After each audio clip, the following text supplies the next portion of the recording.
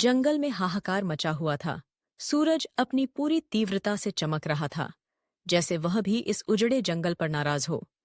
तालाबों में पानी की आखिरी बूंद तक सूख चुकी थी। पेड़ों की पत्तियां जमीन पर बिखरी पड़ी थीं और चारों ओर मायूसी की चादर तनी थी। हिरन अपने झुंड के साथ चुपचाप खड़ा था।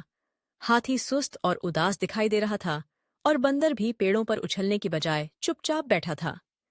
सबके चेहरे पर एक ही सवाल था, अब क्या होगा? इसी जंगल के कोने में रहता था नन्हा, सफेद और चंचल खरगोश, टप्पू।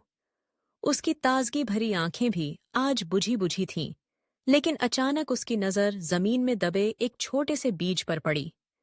बीज धूल और सूखे में अकेला पड़ा था। टप्पू की आंखों में उम्मीद की चमक लौट आई। उसे याद आया, उसकी माँ हमेशा कहती थी, हर बीज के अंदर एक पेड़ छुपा होता है। बस उसे थोड़ा प्यार, थोड़ी देखभाल और बहुत सारा धैर्य चाहिए। टप्पू के पास सिर्फ एक छोटी टीन की कटोरी थी, माँ की दी हुई, लेकिन उसके पास थी ढेर सारी उम्मीद। अगली सुबह से टप्पू रोज कटोरी लेकर दूर नदी तक जाता, जहां थोड़ा बहुत पानी बचा था। वह हर दिन बीज पर बूंद बूंद पानी डालता।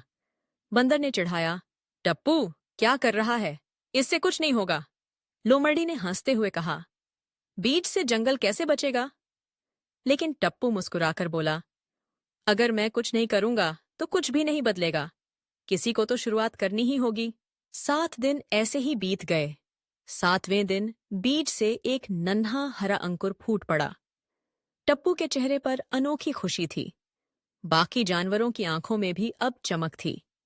हाथी दादा अपनी सूंड में पानी भर लाए, गिलहरी पत्ते लेकर आई छाया देने के लिए, और हिरण ने कांटों से सुरक्षा घेरा बनाया। एक छोटी सी जगह अब हरी भरी उम्मीद में बदल गई थी। कुछ ही दिनों में आसमान में बादल घिर आए। पहली बूंद जमीन को छूते ही जंगल में जीवन लौट आया। बारिश के साथ तालाब भर गए, पेड़ फिर से हरे हो गए, और वही अंकुर अब एक छोटा हरा भरा पेड़ बन चुका था। जंगल में फिर से हंसी गूंजने लगी। यही है टप्पू का हरा चमत्कार, एक छोटा प्रयास जो पूरे जंगल की उम्मीद बन गया।